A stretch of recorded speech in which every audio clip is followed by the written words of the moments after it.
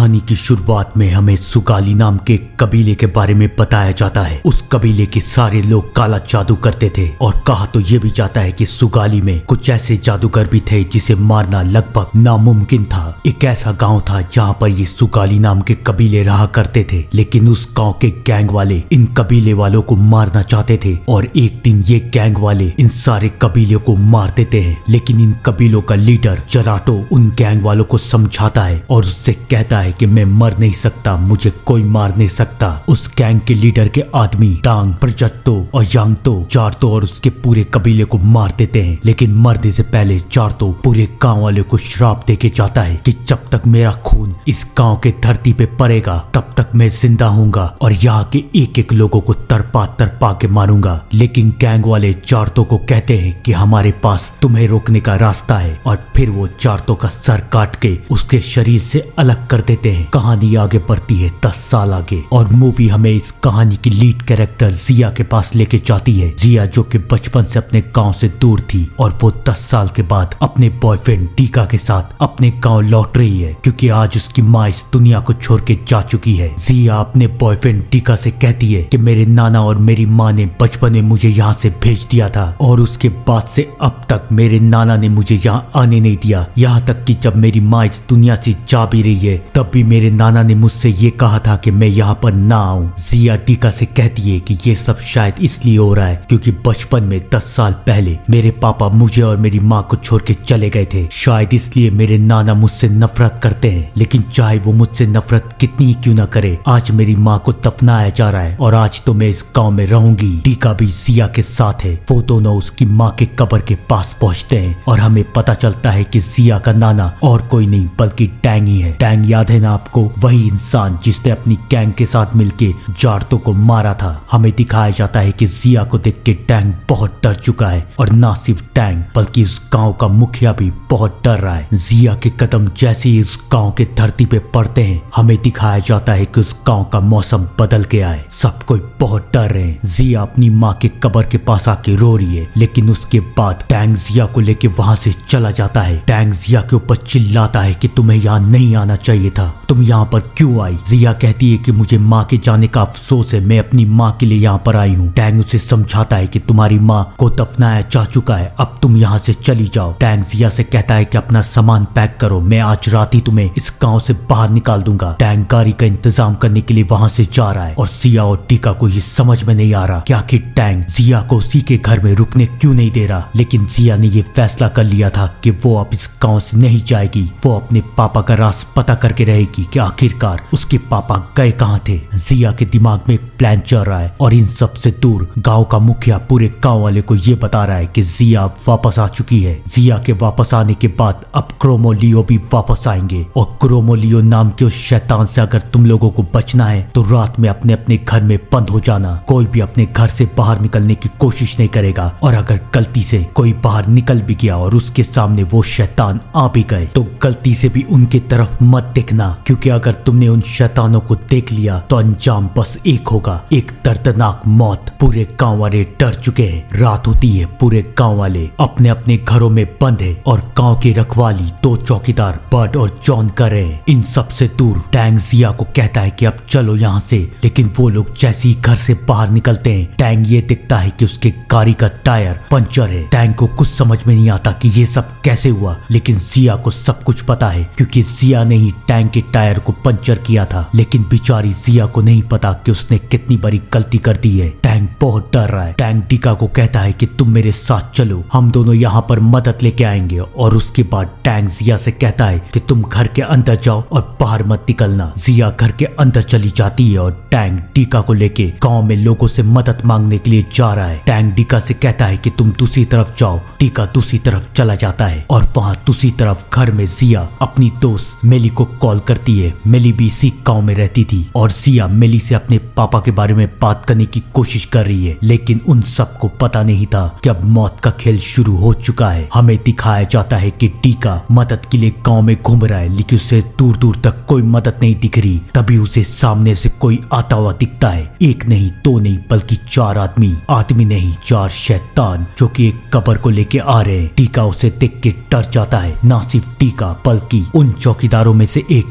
But भी उन चारों शैतानों को देख लेता है। जहाँ पर टीका था वहाँ पर मेली का घर भी था और मेली की माँ भी उन चारों शैतानों को देख लेती है। और अब इन तीनों का हाल क्या होगा ये तो हमें मुखिया बता ही चुका था। मेली की माँ अपने घर में भागती है, टीका और वो चौकीदार भी वहाँ से भाग जाता है। मेली की माँ मेली को एक कबर्ड में बंद कर देती है। मेली का फोन कट जाता है और सिया को समझ में नहीं आता कि मेली ने फोन क्यों काटा। मेली की माँ मेली को समझाती है कि बाहर मत निकलना। मेली की माँ घर में अकेले है, घर की लाइट ऑफ हो जाती है और उसके बाद वो चारों शैतान घर के अंदर आते हैं और मेली के सामने उसकी माँ को तरपा तरपा के मार देते हैं। अब बारी उस चौकीदार की है। वो चौकीदार बचने की बहुत कोशिश करता है लेकिन वो चारों शैतान उस चौकीदार को भी मार देते हैं। इन सब से अनजान जिया अब अपने घर से बाहर निकल चुकी है। वो टीका के पास जाती है। टीका जिया को समझाता है कि मैंने यहाँ पर शैतानों को देखा है, हमें यहाँ से भागना पड़ेगा। लेकिन जिया टीका के बातों का यकीन नहीं कर रही। उसे ऐसा लग रहा है कि शायद टैंग ने टीका को बहका दिया है। लेकिन अगले ही पल जिया का शक यकीन में बदल जाता है क्योंकि उसके सामने टीका को एक शैतान मारने के लिए आता है। इससे पहले वो शैतान टीका को मार देता,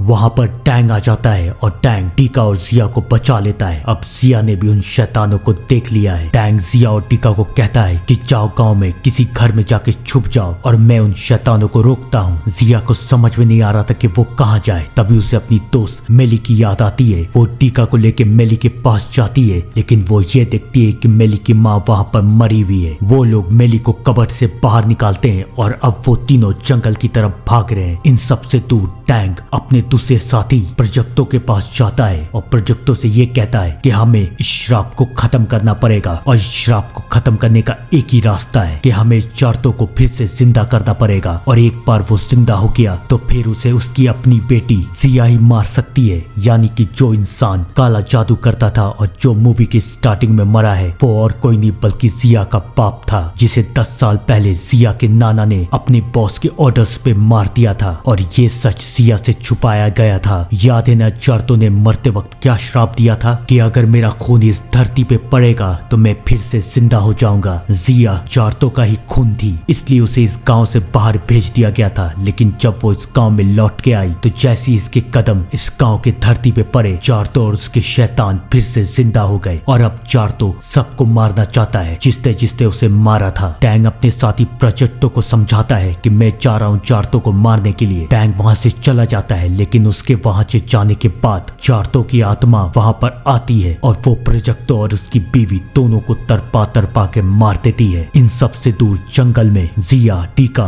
और मेली भाग रहे हैं। लेकिन याद है ना आप लोगों को टीका ने भी उन शैतानों को देखा था और अब बारी टीका की है। वो शैतान टीका को तरपा तरपा के मार देते हैं। टीका को मरते हुए देख के जिया बेहोश हो जाती है और मेली को समझ में नहीं आ रहा कि वो क्या करे। तभी मेली ये देखती है कि उसके सामने कोई खड़ा है और वो मेली और जिया दोनों को बेहोश कर देता है और दोनों को लेके चला जाता है। जब जिया की आंखें खुलती है तो वो देखती है कि उसके सामने एक आदमी है और वो और कोई नहीं बल्कि टैंग और प्रोजेक्टो का तीसरा साथी यांगटो है। यांगटो जिया को सारी सच्चाई बता देता है कि तुम्हारे नाना ने ही तुम्हारे पापा को मारा था लेकिन तुम्हारे पापा की शक्तियों ने उन्हें आज तक मरने नहीं दिया। तुम्हारे पापा को खत्म करने का बस एक रास्ता है, अगर तुम अपने पापा को मारोगे तो ही वो मरेंगे वरना नहीं। लेकिन मैं नहीं चाहता कि तुम अपने पापा को मारो। मैं चार्तो के श्राप से तंग आ चुका हूँ और मैं चाहता हूँ कि इस गांव के सारे लोग मारे जाए, तो इसलिए अब मैं तुम्हें मारूंगा। एक बार तुम मर गई तो फिर चार्तो को कोई खत्म नहीं कर सकता। लेकिन इससे पहले यांगटो जिया को मार पाता वहां पर टैंग आ जाता है और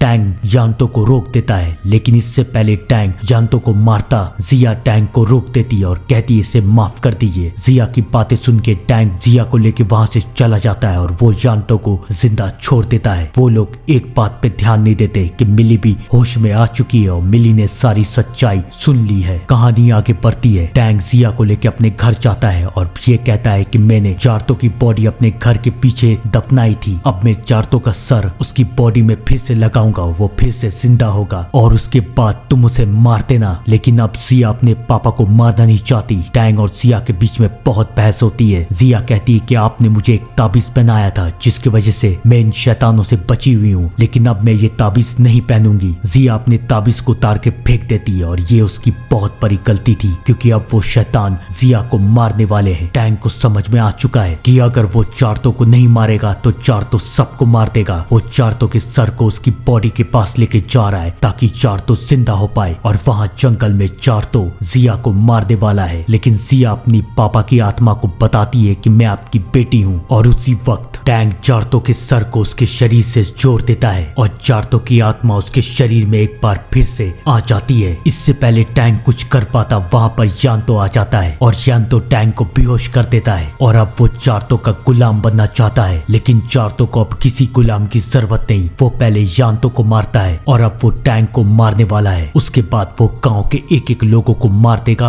और फिर सारे इंसानों को। लेकिन चार्तो को रोकने के लिए वहाँ उसकी बेटी जिया आती है, लेकिन अब चार्तो पूरी तरीके से शैतान बन चुका है। वो अपनी बेटी की बात भी नहीं सुनता। जिया समझ जाती है कि उसके पापा एक शैतान बन चुके हैं और जिया अपने पापा को रोकने के लिए चार्तो को मार देती है। जिया चार्तो को मार देती है और उसके बाद वो टैंग को लेके हॉस्पिटल जा रही है, लेकिन तभी वहाँ पर मेली आ जाती है। मेली जिसने सारी बातें सुन ली थी और अब वो ये जान चुकी थी कि इन सब की जिम्मेदार जिया और उसके पापा हैं और वो जिया से अपनी माँ की मौत का बदला लेना चाहती थी। वो जिया और टैंग दोनों को गोली मार देती है, लेकिन मरने से पहले टैंग मेली को भी मार देता है। टैंग मेली दोनों मर जाते हैं और अब जिया कभी भी मर सकती है। लेकिन अब जिया को जिंदा रहना था और जिंदा रहने के लिए जिया अपने पापा चार्तो का खून पी लेती है और चार्तो की सारी काली शक्ति जिया के अंदर आ जाती है। यानी कि अब जिया एक सुगाली बन जाती है और अब जिया को मारना भी लगभग नामुमकिन है। अगली सुबह जिया वहाँ से चली जाती है। जिया तो वहाँ से चली जाती है, लेकिन कुछ लोग वहाँ पर आते हैं जिन्होंने टैंग और उनकी साथियों की मदद से सुगाली गैंग को मारा था। उन लोगों का लीडर जराटो की बॉडी चाहता था ताकि वो काली शक्तियों को हासिल कर सके और वो जराटो की बॉडी को लेके चला जाता है। ये कहानी अभी खत्म नहीं हुई, ये कहानी और भी खौफनाक बनेगी। इंतजार कीजिएगा, मैं भी करूंगा। तब तक के लिए thank you and good bye.